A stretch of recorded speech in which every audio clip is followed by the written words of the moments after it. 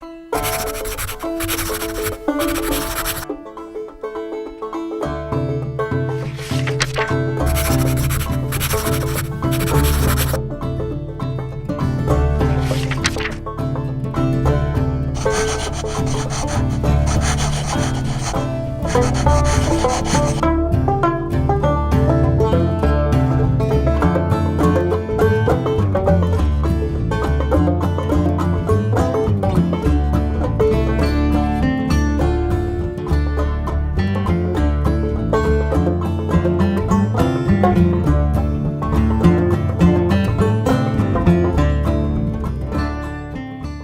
estamos ya en otro capítulo del programa cultural que hemos llamado Detrás de la Palabra.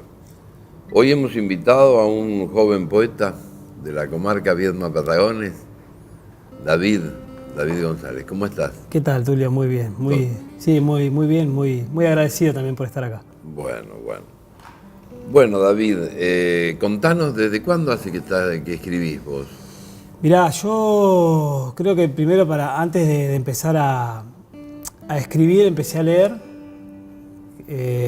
un poco incentivado por mi mamá, que creo que fue un poco la que me abrió ese mundo que para mí en ese momento, yo me crié en el barrio Santa Clara, un barrio proletario acá de la ciudad.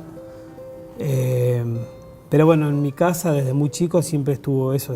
Mi vieja detectó de muy chico que yo manoteaba los libros y dijo... claro. Mira, le gustan los libros. Entonces eso le dio como una dinámica de acercarme mucho material de lectura. O sea, más o menos ¿a qué año? Yo los ¿a cuántos recuerdo, años empezaste a leer? 4 años. ¿A 4 años ya? 4 años. No sé si sabía leer, pero tengo las imágenes de 4 años de priorizar jugar con libros antes que con otra cosa. Mirá vos.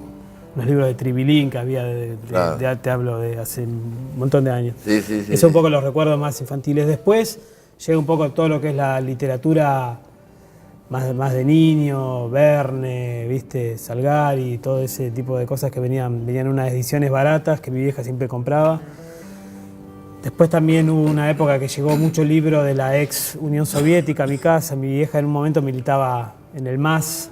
Claro. Y llegaba del partido, les mandaba a los trotskistas, les mandaba llegaba unas remesas de libros. Me acuerdo uno que se llamaba Los Tres Gordinflones, que era como una especie de sátira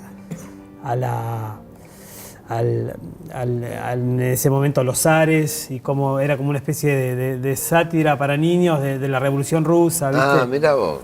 Ese tipo de cosas. Y después, bueno, llega la adolescencia y ahí un poco empiezo a descubrir a Cortázar, empiezo a descubrir un poco más la cuestión más de Latinoamérica, Galeano. Empiezo a leer a Hellman, también en ese momento empiezo a descubrir todo lo que fueron los simbolistas. Tuve una época que me gustaba mucho toda esa cosa de los franceses, es decir, el surrealismo, el dadaísmo, todo, ¿viste? Apollinaire, todo ese tipo de cosas.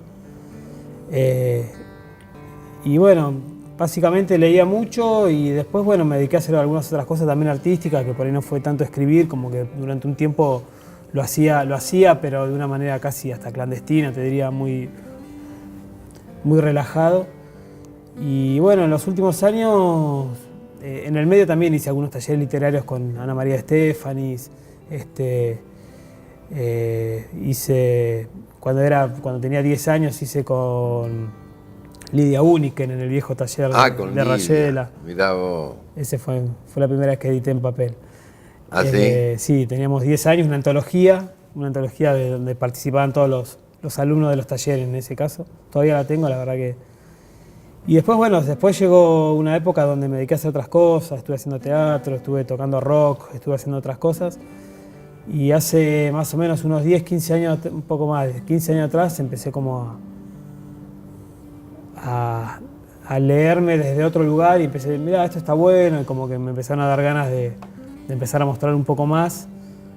Y también eso hace que en un momento te quedas sin material, entonces te ves obligado a sentar el culito en la silla y ponerte a laburar, ¿viste? Claro. Y bueno, un poco eso también me dio cierta dinámica de trabajo, que eso por ahí es algo que está bueno de los talleres, que es como que adquirí cierta cierta cuestión metódica para laburar, esa cuestión de pulir los textos, ¿viste? Claro, que por ahí uno cuando escribe más de lo instintivo, por ahí ese proceso no lo hace. Claro. ¿Y ahora qué editaste? ¿Cómo se llama? Esa es una plaqueta de poesía que se llama 11. La edité en el año 2016 con la editorial La Mariposa y la Iguana, que es una editorial de Buenos Aires, de las poetas Dafne Pidemón y Leticia Hernando. Ellas básicamente publican lo que es poesía y temática de género. Entonces un poco me interesaba editar ahí porque, bueno, un poco la gente que va a esa editorial sabe que busca o poesía o temática de género. Entonces también era tenía una guita guardada y dije, bueno, es tiempo de editar y la puse en funcionamiento de eso, pero prioricé buscar editar con gente que tuviéramos una cierta hasta concordancia ideológica en un montón de cosas más del palo, absolutamente, sí. Gente del palo. Escúchame, ¿y no buscaste en el FERB? Por el momento es una herramienta válida, yo por el momento prefiero remarla por mi cuenta.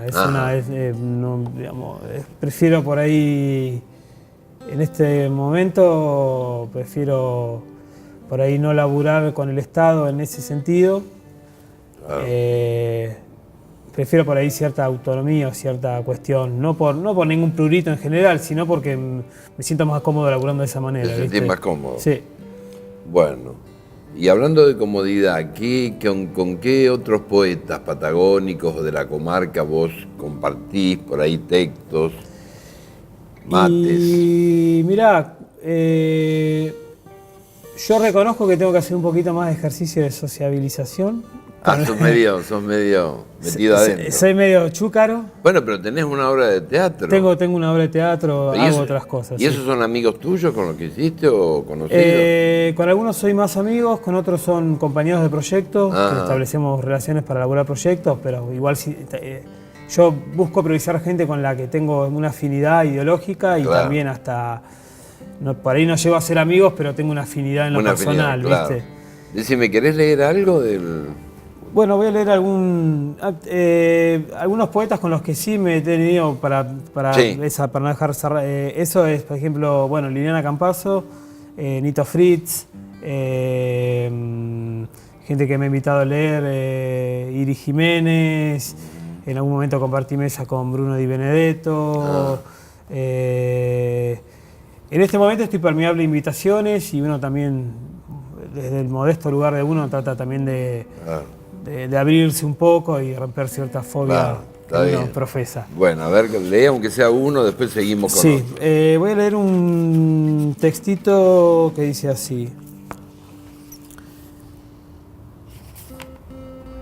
La madera tiene memoria, presencias difusas y ancestrales crean un mundo verde con solo nombrarlo.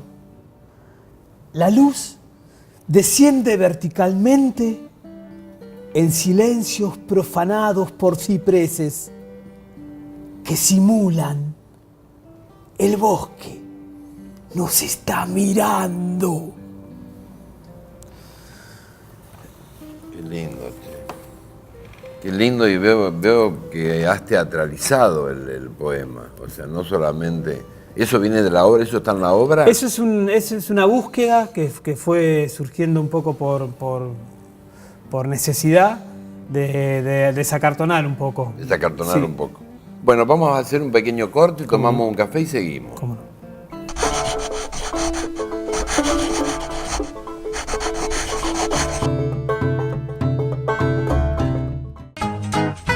Las legislaturas de Río Negro y Neuquén, junto a la Universidad Nacional del Comahue, invitan a participar del concurso literario Cartas a Walsh. El certamen se realizará en el género epistolar y en forma de cartas se podrán expresar ideas de temática libre. Hay 3 categorías de participación. Categoría Estudiantes de Escuela Media. Pueden participar estudiantes secundarios de establecimientos escolares públicos de Río Negro y Neuquén. Categoría Estudiantes Universitarios. Dirigida a estudiantes universitarios que cursen carreras en universidades de Río Negro y Neuquén. Categoría General Nacional. Participan escritores, periodistas y ciudadanía en general de la República Argentina. Concurso literario Cartas a Walsh. Bases, condiciones e inscripción a través del sitio web www.cartasawalsh.com. Legislatura del Pueblo de la provincia de Río Negro.